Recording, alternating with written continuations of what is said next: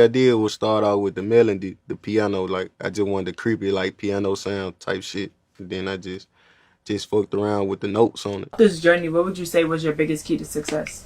My biggest key to my success personally was the consistency. Consistency in my sound, which ironically now is kind of like the thing where I get criticized the most for. Grammy-nominated producer Tay Keith has passed away at the age of 29.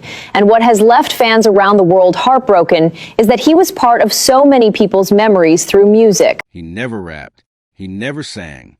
He never stood in front of the camera and asked for your attention. But the second his tag dropped on a song, every single person in the room felt it. Tay Keith built some of the biggest records of the last decade from behind the boards, quietly, from South Memphis, with nothing but a bedroom, a piano, and a vision. And on June 18, 2026, somebody called in a welfare check to a Nashville apartment, and police found him on the floor, 29 years old, gone. No cause, no answers, nothing. If you're new here, subscribe, and click the bell icon so you never miss an episode. This is Crime Files, and today we're talking about Tay Keith. His real name was Brytavious Lakey Chambers. Born September 20th, 1996, in South Memphis, Tennessee. And if you know anything about South Memphis, you know it doesn't hand you anything. It tests you from the moment you open your eyes. It's the kind of place where your environment will swallow you whole if you let it. And most people let it, not because they're weak, but because the odds are just stacked that high. Tay didn't let it. He found his way out the same way a lot of Memphis kids try to, through music, except he didn't try to rap his way out. He sat down at a piano at 14 years old, started teaching himself how to make beats, and began uploading instrumentals to YouTube and DatPiff before most kids his age even knew what a doll was. No mentor, no connections, no blueprint. Just a kid in South Memphis who heard something in his head and figured out how to make it come out of speakers. His father worked as a locksmith. His mother was a woman who pushed education like it was oxygen. She earned her GED herself, went to cosmetology school, and made clear to her son that talent alone was never going to be enough. You finish school. That was the rule. And even as the opportunities started knocking, even as his phone started ringing with people who want his beats, his parents held that line. Tay Keith enrolled at Middle Tennessee State University in Murfreesboro, studying media management. And what he did next tells you everything about who this man was. He didn't choose between school and music. He did both at the same time, fully. He was flying back and forth from New York for studio sessions while still showing up to class. He once described flying home from New York the morning of an exam, going straight home, then going straight to class. He told MTSU, "If I knew I could do that, then there wasn't anything stopping me but myself." That's not just a quote. That's a philosophy. That's the mindset that took a kid from a shed in South Memphis and put his name on some of the biggest records in the world. Now, let's talk about how it actually started, because it started with a friendship. When BlocBoy JB moved to Memphis, he ended up right up the block from a young Tay Keith who was already deep in his music. Two kids from the same neighborhood, both hungry, both building something before anyone outside of Memphis cared. By the mid-2010s, Tay was producing for Black Youngsta and Moneybagg Yo, getting local placements, stacking credits quietly. Black Youngsta later released a song called I Discovered Tay Keith, and that connection was what first put Tay Keith's name in Drake's orbit. When Drake posted an early version of what would become Look Alive on Instagram, BlocBoy JB slid into his DMs. Drake invited him on the record. A few days later, Drake was in Memphis and they shot the video. Just like that. The song peaked at number 5 on the Billboard Hot 100 and introduced Tay Keith to a global audience that had no idea he existed 2 weeks earlier.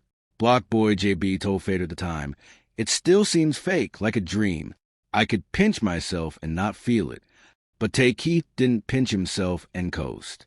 He kept going. 2018 became the year that defined him. In the same 12-month stretch, he co-produced Drake's Nonstop, which hit number 2.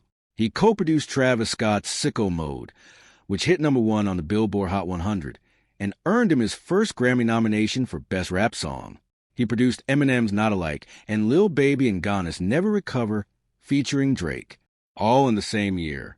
all while finishing his degree. On December 15th, 2018, Tay Keith walked across that stage at MTSU and graduated. That same month, he had a #1 record. Complex magazine named him the best producer alive. He was 22 years old. Think about what that actually means.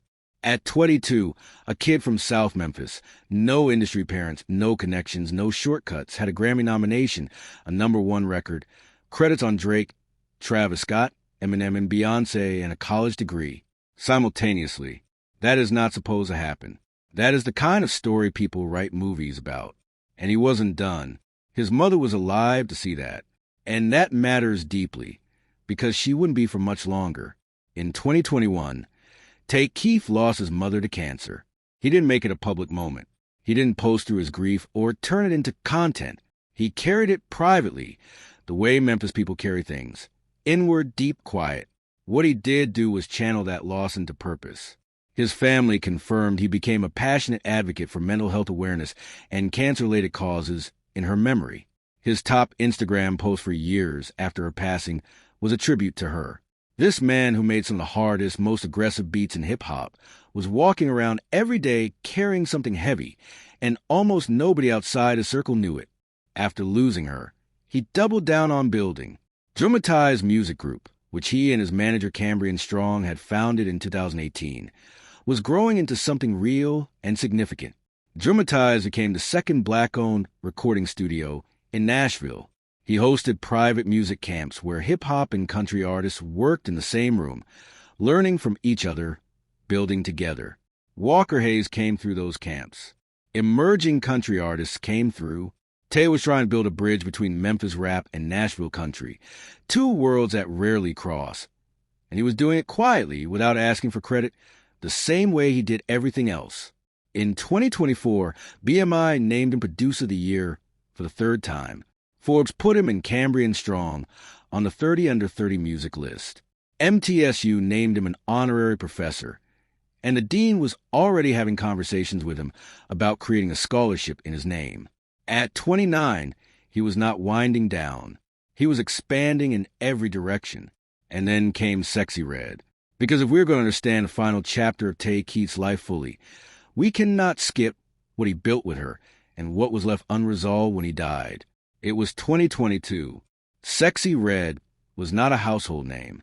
She had a raw energy and a small following, but almost nobody in the industry was taking her seriously. People in Tay's own circle told him it was a bad move.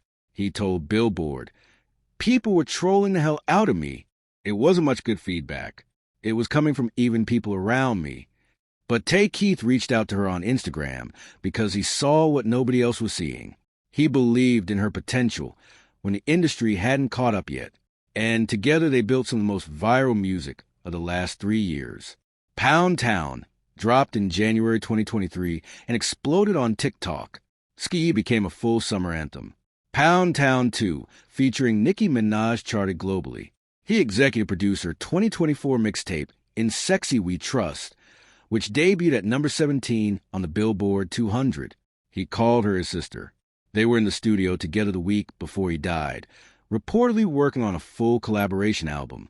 And then in March 2026, Tay Keith filed a lawsuit in Miami against Sexyy Red and her label Rebel Music. Court documents showed he was claiming he produced 13 songs for her, Pound Town, Sexyy, Get It Sexy, You My Everything, Pound Town 2, and others, and that he had never been paid. Not compensated fairly. Never paid. He alleged the label refused to show him any royalty accounting for records that had generated millions of dollars in streaming, touring, sync deals, and licensing. He wasn't asking for charity. He was asking for what he had earned.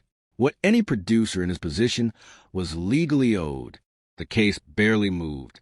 His attorney spent months just trying to get the other side served. A summons attempt in May 2026 came back unsuccessful. A new one went out weeks later. No response was ever filed. No court date was ever set. He died before any of it reached a resolution. When news of his death broke, Sexyy Red posted a tribute calling him her brother. Fans immediately flooded the comments pointing to the lawsuit. Her label's attorney responded saying they were in the final stages of compensating him and would be expediting payment to his estate. Tay Keith's own representative clarified that naming Sexyy Red in the lawsuit was a legal formality, that the dispute was between the labels, not the artists, and that Tay considered her family until the very end. But here's a reality that sits underneath all of that. He fought for what he was owed. He never got it while he was alive, and now that fight belongs to his estate. His family is the one that has to pick that up now. On June 18th, 2026, Metro Nashville police received a welfare check call for an unresponsive man at a Martin Street apartment in Nashville's Wedgwood, Houston neighborhood. Officers arrived and found Brytavious Chambers on the floor. He was pronounced dead at the scene. Police confirmed no foul play is suspected. The cause of death was classified as unclassified pending autopsy results, with no public timeline given for when those results will come back. Nobody has said who called in the welfare check. Nobody has said what made someone worried enough to send police. Tay had been living in Atlanta before his death. So, why was he in that Nashville apartment? Was it a studio session? A business meeting? A stop between cities? None of those questions have been answered publicly. What we do know is that nobody who was close to him saw it coming. BlocBoy JB posted their call log on Instagram. They talked every single day. His message read, "We talked every day. You didn't tell me you was leaving." Moneybagg Yo wrote, "We just chopped it days ago, brudda. We wasn't done." Mike Will Made It said he was honored to have made history with him in this lifetime. Juicy J, Tyler the Creator, Key Glock, Nicki Minaj, The Alchemist, Metro Boomin, Glorilla, the whole industry stopped.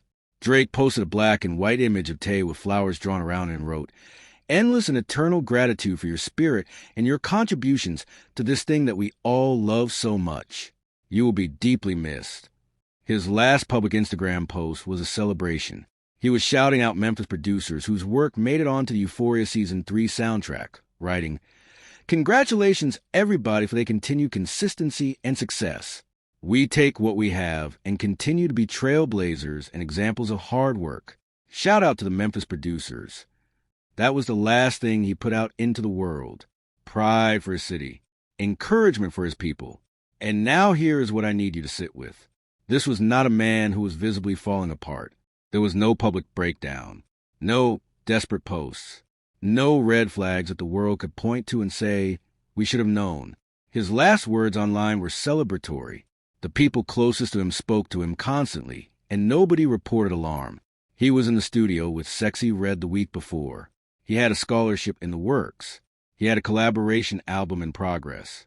He had a lawsuit he was fighting and a studio he was growing, and a country music vision he hadn't even fully executed yet. So, what happened in that apartment? Why was a welfare check called? And by who? What did that person hear or sense that made them pick up the phone? Why was he in Nashville when he lived in Atlanta?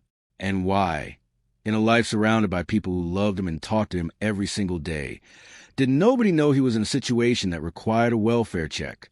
Here is the bigger question, though. The one this case keeps bringing me back to. We talk constantly about what artists give us, the music, the culture, the energy, the records. But how much do we actually think about what they carry? Tay Keith lost his mother to cancer in 2021 and quietly became a mental health advocate while producing chart-topping records. He was fighting a legal battle against the label of someone he called his sister while still showing up to sessions with her the same week. He was flying between cities constantly, building a business, mentoring young artists, winning awards, and somewhere underneath all of that momentum, was there ever a moment where someone sat down next to him and asked how he was really doing? Because 29 is not old.